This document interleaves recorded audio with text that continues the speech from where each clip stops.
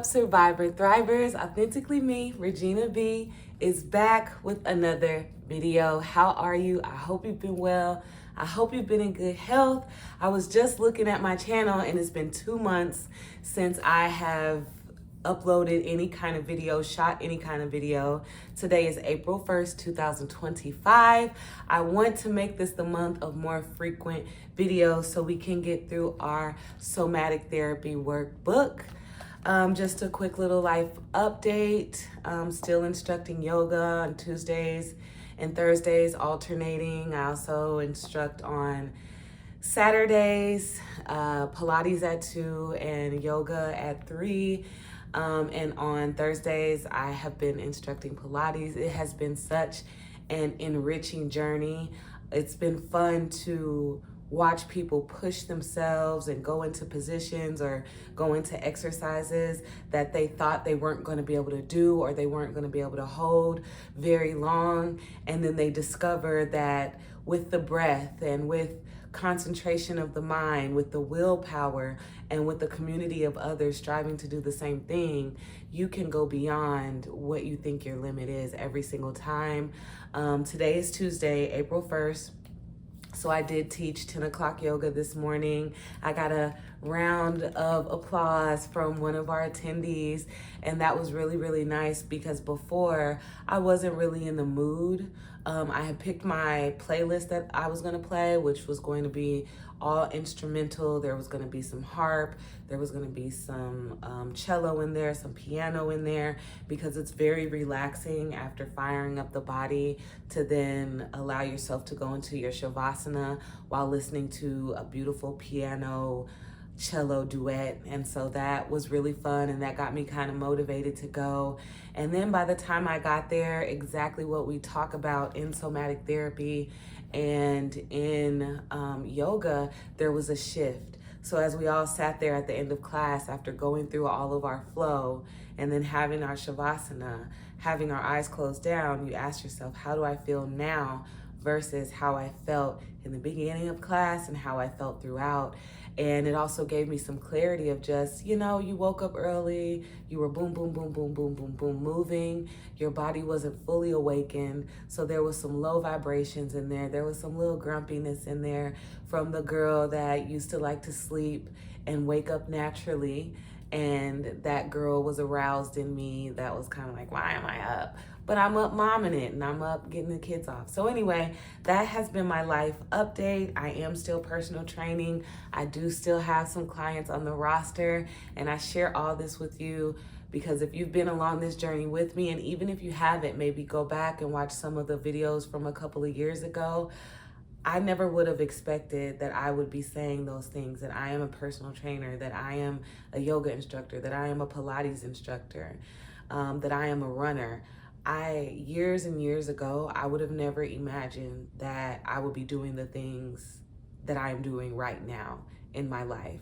And it feels like such a gift and a blessing because deep down, that little girl inside of me, this is exactly what she wanted.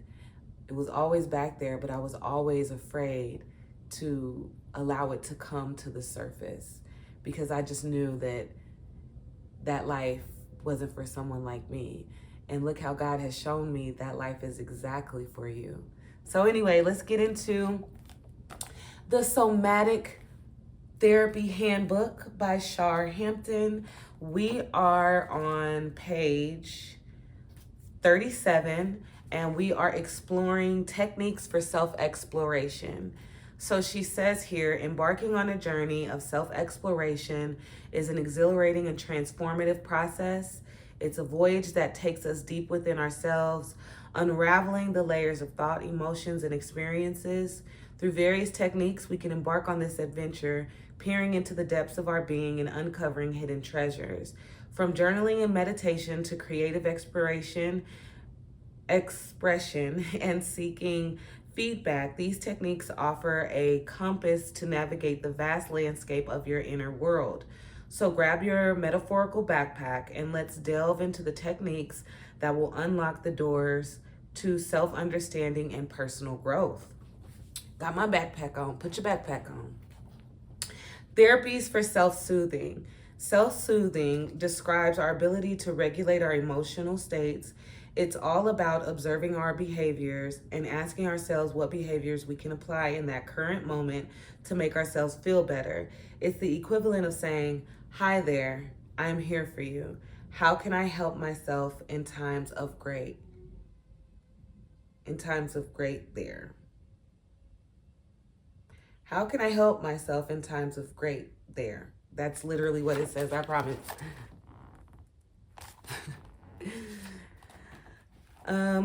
So next it says, traumas are like big storms that shake us from the steady foundations we've built our lives upon. They can be scary experiences that leave us feeling hurt, frightened, and overwhelmed. And just like a storm can damage a house, traumas can affect our ability to self-soothe. This is so true. That's why my youngest is a thumb sucker. And when I was growing up, I was a thumb sucker. And it was always like, take your thumb out of your mouth, all aggressive. And I do that to her sometimes, like, get your thumb out your mouth. But that's really when she's using it to baby it up and get her way. But I don't really, I'm not really strict about her sucking her thumb or not sucking her thumb, because I learned through her pediatrician that self-soothing, sucking your thumb is a way to self-soothe. And I do observe her doing that from time to time. Like let's say her and her sisters have a disagreement, or somebody comes and takes the iPad from her because her turn is up and it's their turn. I'll notice her kind of frown and put her thumb in her mouth. And then usually she processes it, and I go and I check on her, and she's like in her room doing something with one of her toys or coloring, or she comes in there to me or just moves on or asks for a snack. And so that was one of the things that was looked down upon back in the 1980s and 1990s and even the early 2000s. You know, you don't let your kids put their fingers in their mouths and suck on their thumbs. But now we've learned through growth that that is a form of self-soothing. What I used to do, I can remember sitting on my great-grandmother's lap and cuddling up in there, and I would suck my thumb. And I don't know if you can see this ridge right here, but her veins, you know, when we get older, our veins kind of start to protrude, and her veins kind of stuck out. And I would use my pointer finger and I would just tap it. And from time to time, you know, sometimes I still do that. I'll just tap on my clothes like that, like bring it up, and it just does something to me. So it says self-soothing is like giving ourselves a warm hug when feeling down, but when we've experienced past traumas, it can be harder to find those soothing tools. The storm of trauma may have jumbled them up, making it difficult to know what helps us feel safe and comforted. That's why it's important to learn self-soothe again. It's like untangling a knot in a string. By gently exploring our feelings and understanding how our traumas have affected us, we can start to put ourselves back together. Very nice. I'm going to move on because, one moment, moving on. Sorry about that. I had to take a moment to check the time. I had a timer going on this new iPad, but it closes off. And so I had to tap it to turn it back on because I don't want this video to run too long, and because it'll be time for me to pick up my youngest from the bus stop. Her sister's staying after, so it's just going to be her, so I want to be there. So we're going to move on, but basically we know that trauma disrupts us, it distorts us. It's hard for us to trust ourselves because we're wondering, am I going too far? Am I doing too much? Am I being too extra? And so we oftentimes, for me anyway, oftentimes I try to just push past it, push behind it, not really acknowledge it, or that's what I used to do. But now I take the time to be very present in my mind and in my body, noticing how I'm feeling in my stomach. And believe it or not, you guys, it also helps you to be able to set boundaries. I had a recent situation where something was creating that butterfly effect in me, this particular person. And I started asking God, I'm like, what is this? I do not want to go back to this feeling. I do not want to feel this when I see a text come from this person, or when I see anything, you know, and when I'm interacting with that person, when I'm talking with that person, or if my thought just goes to it. And I became very intuitive, like she said, to that feeling of that fight or flight mode. Why am I feeling this? What is this that's happening within me? And over a course of about a week, things started happening that started sticking out to me that was not honoring of me. And that was kind of taking me back to a time in my life where I didn't really use my voice and I didn't trust my instinct. And so this time I was brave enough to not only set a boundary, but to say, hey, what's this about? And did I do it in the most eloquent of ways? Probably not. Like, I prayed to God, like, I didn't do it eloquently, but Lord, I did it. And I was proud of myself. And when I reflected back on it, I'm like, no, you trusted yourself and your instinct was right. And that is not a safe person. And those type of words spoken to you, it means something very significant and very tragic. And whenever someone has a thought of maybe I shouldn't say this because this might come off as X, Y, and Z, and you do it anyway, to me that shows ill intent. Because I'm a person that's very thoughtful about the things that I say or text, and I know how they're gonna come off. If I want them to come off negative and I don't care in the moment, then they do. But if I'm like, no, I want to say this in a certain way and I really don't want to come off as X, Y, and Z, I will type and then delete and then type and then delete. So anyway, connecting to your body. But yes, as you grow, you will start to trust your intuition or your inner wisdom, your Holy Spirit, all of those things, okay? So lay on the ground and stretch as much as you can. Stretch as much as you can to shift your focus away from your thoughts and into your body.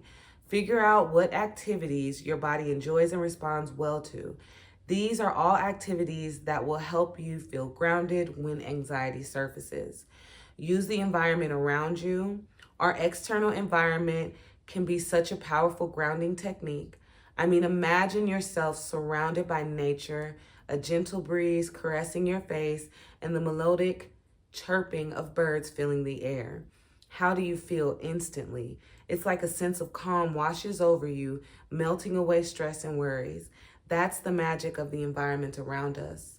Our world is a symphony of sights, sounds, and sensations, each with the power to soothe our weary souls. Nature in particular has an incredible ability to heal and rejuvenate us. The vibrant colors of blooming flowers, the rhythmic crashing of ocean waves, and the rustling of leaves of trees, these insights and sounds tap into our primal connection with the earth, reminding us of our place in the grand tapestry of life. When we immerse ourselves in nature, our bodies respond in remarkable ways. The fresh scent of pine trees, the taste of clean air, and the warmth of sunlight on our skin trigger the release of endorphins, those delightful chemicals that make us feel good. Our heart rate lowers, blood pressure stabilizes, and stress hormones decrease. It's like nature has a secret recipe for tranquility. That is so true. The room that I'm sitting in now is our front room or our front living room, and there's two big windows behind the camera or in front of me. And then there's a window in our dining room. A window is in our door to the back door. And there's different times throughout my day I go to the different windows and I just stare out. And it's always a magical moment. No matter how many times I've seen a red robin, every time I see one, and it'll, even if I'm like kind of in a dull state of mind and I'm just, maybe aimlessly waiting for the time to pass, I will go to the window and see something magnificent. And it always blesses me. I love birds. I love to watch birds. I like to look at birds. Red robins are my most favorite birds. Some people say it's angels coming to visit you from maybe someone who has passed away in your life. Last week, I kept seeing a bunch of blue jays, which was really awesome. We have a lot of American cardinals. We're not that far from a water source, so I get to see so many different types of birds, ranging from turkey vultures to different types of hawks. One day I saw a blue heron. One day I saw a eagle. I actually saw an eagle. And it just blesses me, and it makes me think of that scripture in Psalms that David wrote. It says, Lord, you are majestic in all the earth. When I think of your heavens and the work of your hands, the moon and the stars which you have set in place, what is man that you are mindful of him, the Son of Man that you care for him? And I really love that scripture, but whenever I'm even running on my treadmill and one of the trainers are running in a really beautiful place that I've never been, it really blesses me. Like right now, I'm following Hannah Eden on iFit, her Iberian series, and it is just beautiful where she is.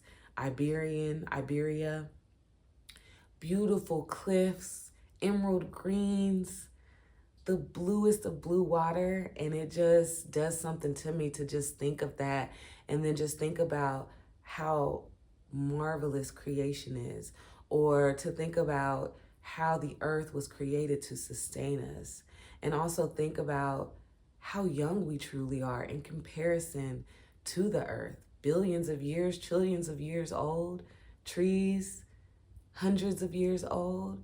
So I really agree with this. Being able to feel the warmth of the sun on you, I love that sensation. I love playing around with peeking at the sun. When the clouds are positioned in a certain way, you can take a peek at the sun and you'll realize it's not yellow. It's this vibrant, radiating white. It's beautiful.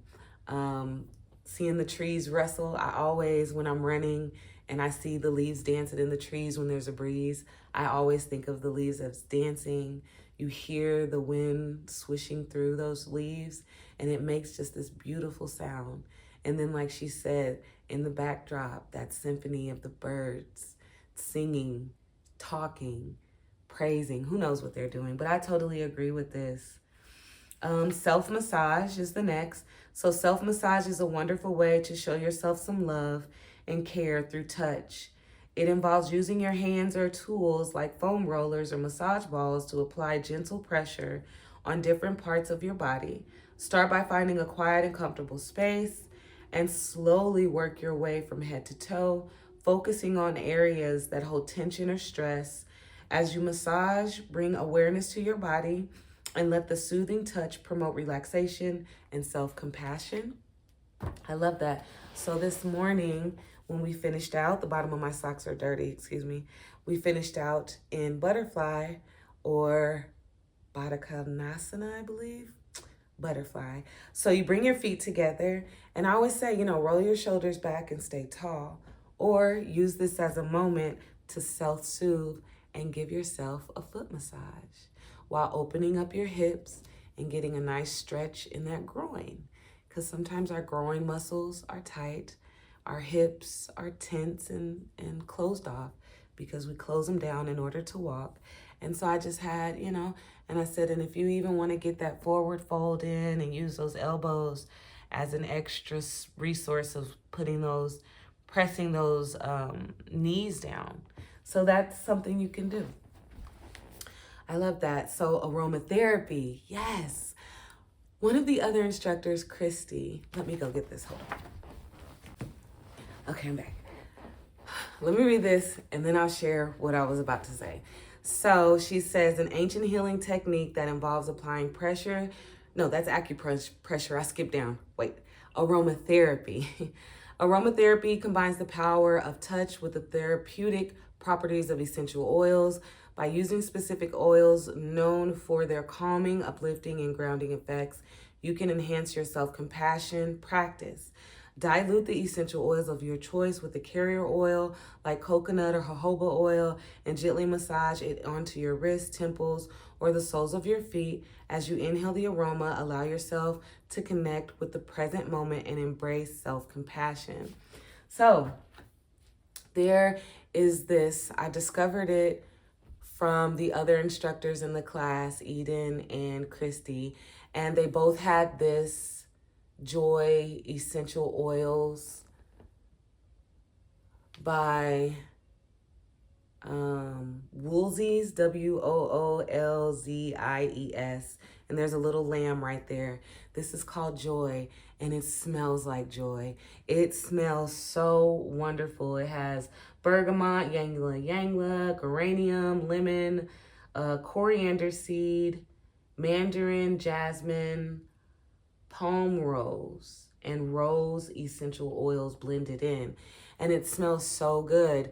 And I will end the video here because I want to keep these at about 20 minutes. But we were talking on Saturday after class, and she was talking about an attendee that came to one of the yoga classes months and months ago. It was a younger girl, and all of us got to talking at the end, and she started talking about how she struggles with her body image, so body dysmorphia, and how she just, it's hard for her to kind of get through a yoga class with all the mirrors and then looking at herself. And but she really enjoyed class. She really felt good in her flow. She enjoyed the meditation at the end and the shavasana.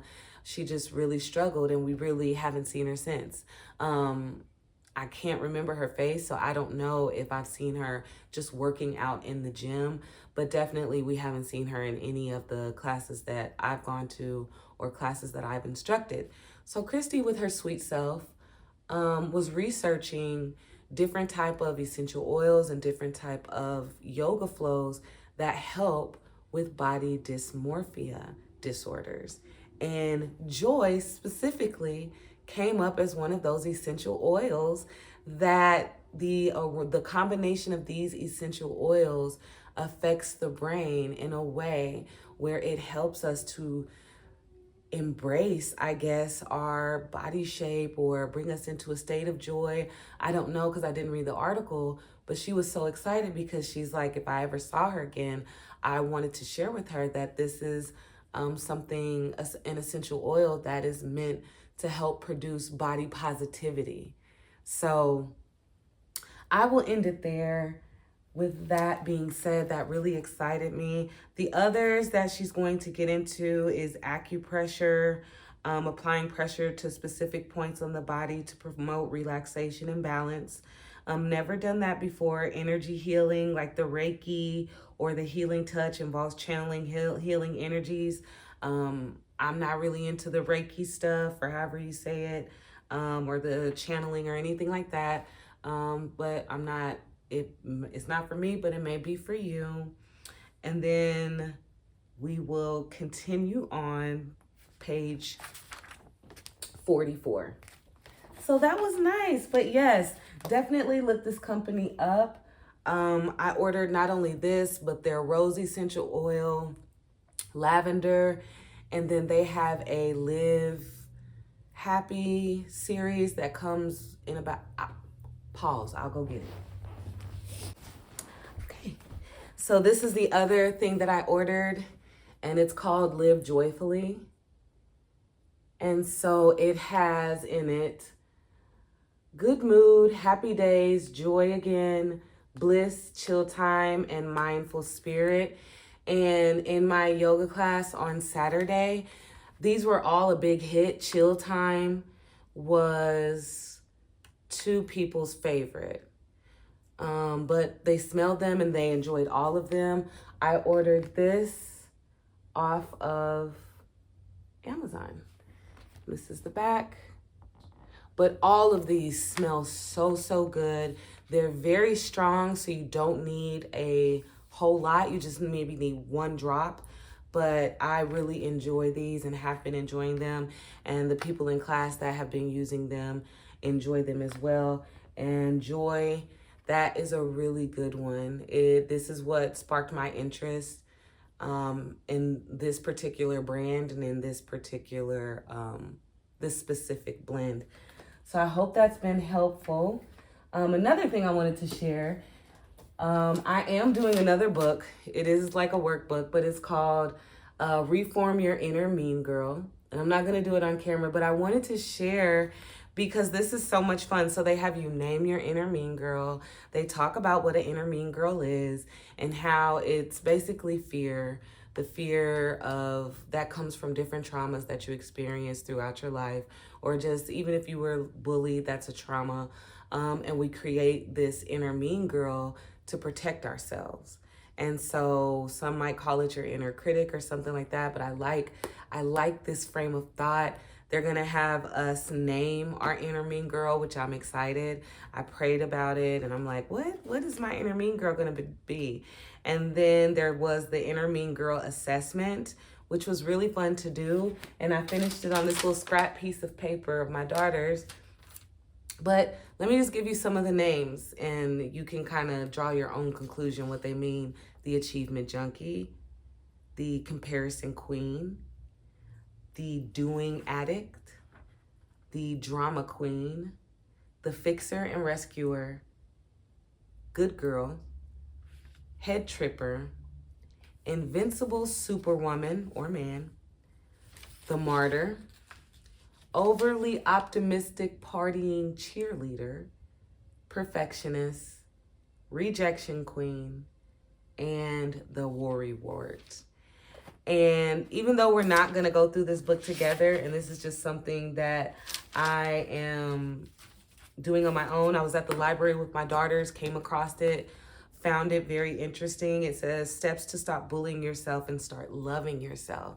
And in the introduction, it's not about rejecting or getting rid of your inner mean girl, but it's really about loving your inner mean girl. It's almost descriptive of like an inner child. And it's just there to protect you from feeling hurt, rejection, abandonment, any kind of, trauma. So I really enjoyed it. And if you're interested, my high score, which really surprised me, was comparison queen. That didn't surprise me. I knew that was going to be my top one. But the achievement junkie, that kind of surprised me. And the doing addict surprised me. And perfectionist was on there, but that didn't surprise me. And then I had high scores in worry wart, rejection queen, drama queen, good girl, and invincible superwoman. But they weren't the highest. They were on the higher side, but they weren't the highest. And I'm like, yeah, I have a little bit of all of that. And I'm learning to embrace that shadow side of me, or that other side of me that tries to creep in and keep me not elevating. But I'm always elevating. I'm always updating. I'm always loading to a better version of myself. And so are you. If you have breath in your lungs, a beating heart, you have the opportunity to make the choice to change and to start whatever journey you've always wanted to go on. And with that being said, we're going to close the video. Thank you so much for tuning in. You could have spent your time doing anything else, but you chose it here with me, and I greatly appreciate it. Make sure you find an opportunity to get out there and get after your get after, whatever your get after is. I love you. God loves you so much more.